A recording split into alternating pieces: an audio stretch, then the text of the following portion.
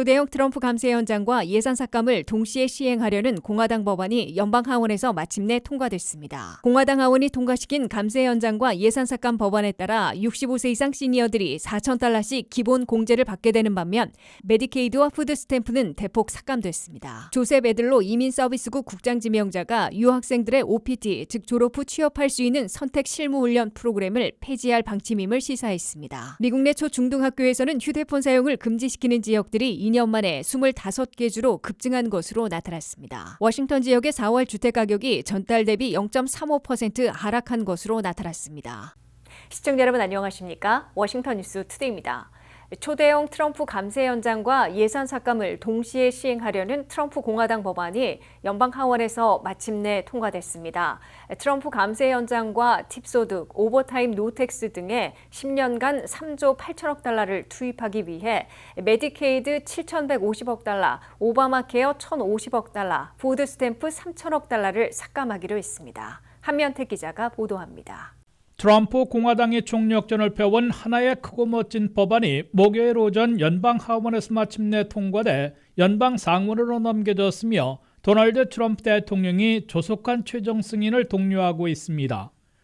초대형 트럼프 감세 현장과 사회안 전망 대폭 삭감을 담은 One Big Beautiful Bill Act는 밤샘 토론을 거쳐 이날 오전 6시 직전 하원 본회의에서 찬성 215, 반대 214, 기권 1, 불참 2표로 가까스로 가결됐습니다.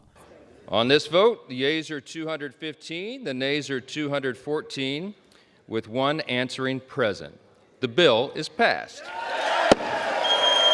민주당 하원의원 212명 전원에 공화당 하원의원 2명이 반대했고 1명은 기권, 2명은 불참했습니다.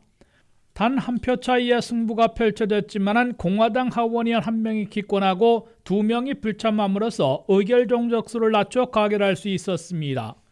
도널드 트럼프 대통령은 공화당 하원의원들의 찬세를 보내는 동시에 공화당 상원의원들이 가능한 한 이른 시일 내 최종 승인에 자신의 데스크로 보내줄 것을 독려했습니다. 상원 다수당인 공화당 상원의원들이 단순 과반수로 가결하면 최종 확정되고 7월 4일 독립기념일까지는 트럼프 대통령의 서명까지 마치려는 하나의 크고 멋진 법안은 1116쪽이나 되는 방대한 양의 초대형 감세 현장과 이를 위한 사회안 전망 대폭 삭감을 담고 있습니다. 첫째, 올 연말 만료되는 2017년 트럼프 감세 조치들을 연장하게 됩니다. 동시에 트럼프 공약이었던 노텍스 방안 중에 팁소득과 오버타임에 대한 노텍스를 포함시키고 있습니다. 사회보장연금에 대한 노텍스는 제외한 대신에 65세 이상 시니어들에게는 기본 공제에 개인당 $4,000씩의 보너스 공제를 추가해 주기로 했습니다. 모든 납세자들이 적용받는 스탠다드 디덕션, 즉 기본 공제는 개인 $16,000, 부부 $32,000로 $1,000와 $2,000 오르는데 65세 이상 시니어들은 개인 $4,000가 추가되는 겁니다. 뉴욕, 뉴저지와 캘리포니아 등 부동산세가 높은 지역에서 강력히 요구해온 SALT, 솔트는 현재 $10,000에서 $40,000로 올려 연소득 $500,000 이하의 납세자들은 $40,000까지 부동산세를 냈으면 그 액수만큼 연방세금을 공제해주게 됩니다. 초대형 감세 현장과 노텍스 방안 등을 시행하는데 10년간 3조 8천억 달러를 투입해야 할 것으로 CBO, 미 의회 예산국은 산정했습니다. 둘째, 막대한 재정 적자를 줄이기 위해 사회안 전망 예산을 대폭 삭감하게 됩니다. 8천만 명이나 이용하고 있는 메디케이드 예산을 가장 많이 삭감하는데 10년간 7,150억 달러를 깎아 870만 명이나 혜택을 상실하게 됩니다. 2,400만 명에 등록한 ACA 오바마 케어 정부 보조 예산도 10년간 1,050억 달러를 줄여 등록자 100만 명이 감소할 것으로 추산되고 있습니다. 4,200만 명이 받고 있는 일명 푸스탬프 예산도 10년 3천억 달러를 삭감해 270만 가구 540만 명이 줄어들 것으로 예고되고 있습니다. 셋째, 7,500달러씩의 전기차와 가구당 14,000달러까지의 홈 에너지 리베이트 등 클린에너지 촉진책을 올 연말 종료시켜 2천억 달러의 집행을 중지시키게 됩니다. WKTV 뉴스 한면택입니다. 공화당 하원에서 통과시킨 초대형 감세 연장과 예산삭감 법안에 따라 65세 이상 시니어들이 $4,000씩 기본공제를 보너스로 받게 되는 반면 메디케이드와 푸드 스탬프는 대폭 삭감됐습니다.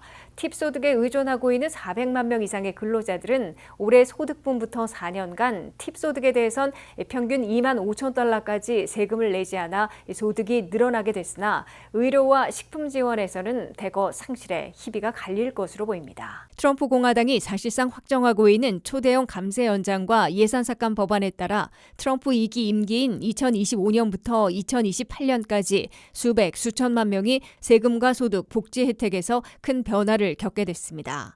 그러나 대상자들의 다수가 세금 혜택을 보는 대신 복지 혜택이 삭감돼 희비가 크게 엇갈리고 혼란스러운 상황을 겪게 될 것으로 보입니다.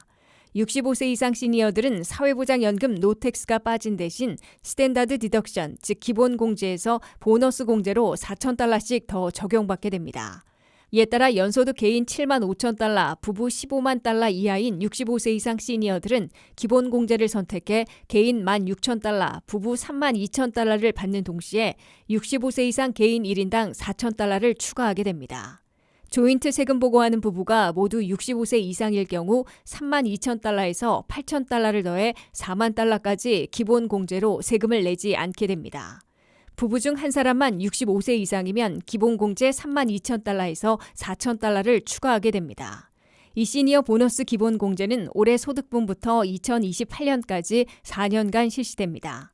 팁소득에 의존하고 있는 식당 근로자 200만 명 이상을 비롯해 미용실, 퍼스널 케어 등 모두 400만 명은 올해 소득분부터 2028년까지 4년간 연소득 $160,000 이하이면 팁소득에선 평균 $25,000까지 세금을 내지 않아 소득이 늘어나게 됐습니다. 그러나 시니어들이나 팁 근로자들 중에 소득이 거의 없거나 저소득층들은 사회 안전망 혜택이 대폭 삭감되기 때문에 생계가 더 어려워질 것이란 우려가 나오고 있습니다. 저소득 시니어들이 메디케어와 동시에 많이 사용하고 있는 메디케이드가 이번에 집중 삭감됐습니다. 현재 8천만 명이 이용하고 있는 메디케이드 수혜자들이 앞으로 10년 동안 $7,150억 삭감되면서 870만 명이 혜택을 상실하게 돼 시니어들 중에서도 메디케이드를 박탈당하는 사례들이 많을 것으로 보입니다. 또한 4,200만 명이 받고 있는 푸드 스탬프도 10년간 $3,000억 삭감되며 270만 가구 540만 명이 부분 삭감 또는 완전 상실하게 될 것으로 도시연구소는 추산하고 있습니다. 푸드 스탬프 식료품 보조를 받고 있는 4,200만 명 가운데 150만 가구는 완전 상실하고 120만 가구는 대폭 삭감당할 것으로 나타났습니다. 조셉 에들로 이민서비스국 국장 지명자가 유학생들의 OPT, 즉 졸업 후 취업할 수 있는 선택 실무 훈련 프로그램을 폐지할 방침임을 시사했습니다. 신임 이민서비스국 국장으로 지명된 조셉 에들로 지명자가 상원인준 청문회에서 현재 24만 명이 이용하고 있는 OPT 폐지를 원하고 있다고 밝혀 실제 폐지될지 예의주시되고 있습니다. 한면택 기자의 보도입니다. 트럼프 행정부의 USCIS 이민서비스국 국장으로 지명된 조셉 에들로 지명자는 불법 체류자들을 모두 추방하는 것은 물론 합법 이민까지 지원해야 한다는 프로젝트 2025를 기술한 저자 중 한 명으로 대표적인 이민 제안파로 꼽히고 있습니다. 그에 걸맞게 조셉 에들로 이민서비스국 국장 지명자는 상원인준 청문회에서 미국 이민을 강력히 통제하는 데 앞장서겠다는 시한폭탄 하나를 던졌습니다. At its core, USCIS must be an immigration enforcement agency that is dedicated to ever-evolving and innovative techniques for screening and vetting its applicant pool. An agency that must be vigorous in its efforts to detect, deter, and disrupt immigration fraud. 조셉 에들로 이민서비스국 국장 지명자는 미국 유학생들이 졸업 직후 취업하는 데 이용하고 있는 OPT가 오남용돼 왔다며 나는 이 OPT를 없애기를 원하고 있다고 밝혔습니다. 에들로 국장 지명자는 F1 유학생 비자를 가진 미국 유학생들이 학교 밖에서 취업할 수 있는 능력을 제거해야 한다고 덧붙였습니다.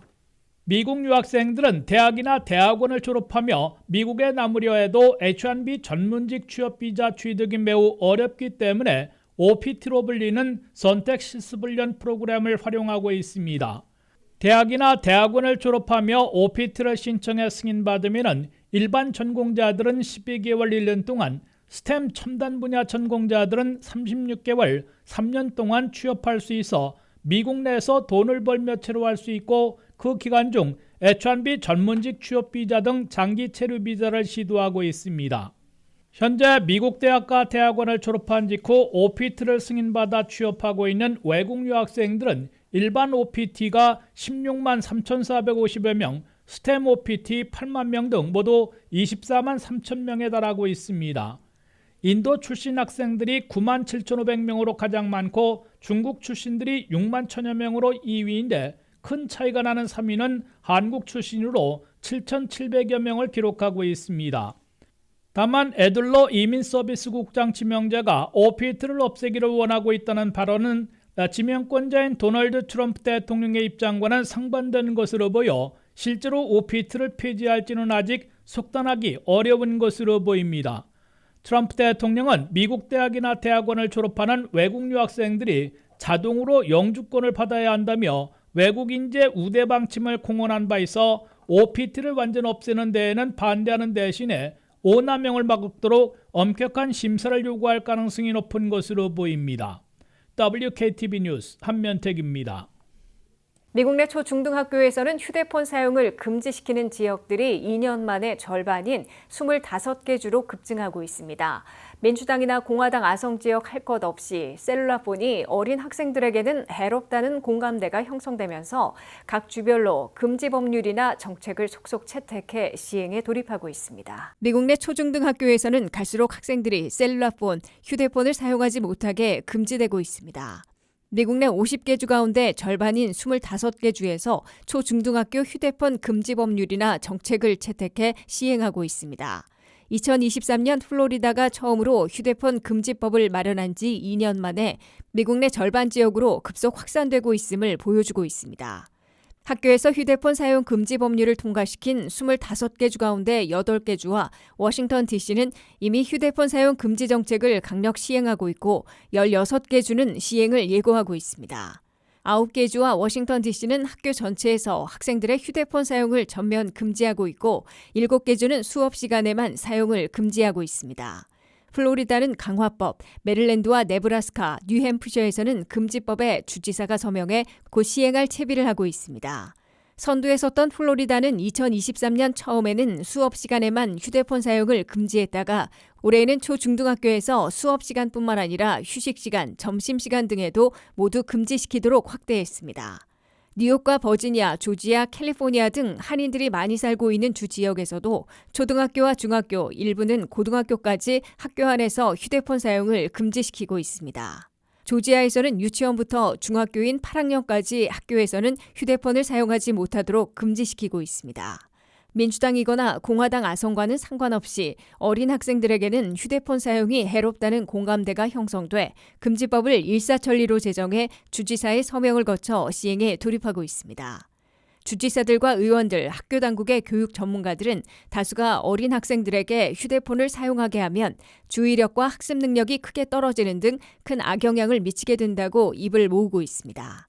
나아가 휴대폰에 지나치게 의존하면 학생들이 고립감과 외로움에 빠지면서 정신건강과 감정적인 삶까지 망가지고 있다고 경고하고 있습니다. 고등학교 교사들의 72%는 교실 안에서 휴대폰 사용이 주요 문제로 떠올라 있다고 지적하고 있습니다.